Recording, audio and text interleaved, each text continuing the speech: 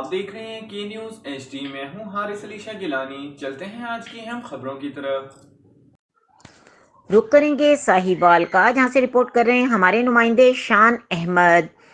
Police تھانہ غلہ منڈی کی کارروائی، ایک بار پھر آپ کو بتاتے چلیں، ساہیوال پولیس تھانہ غلہ منڈی کی کارروائی، ولایتی شراب کی بھاری کھیپ برآمد، ملزم کے قبضے سے 132 عدد ولایتی شراب ماں کین برآمد ہوئی۔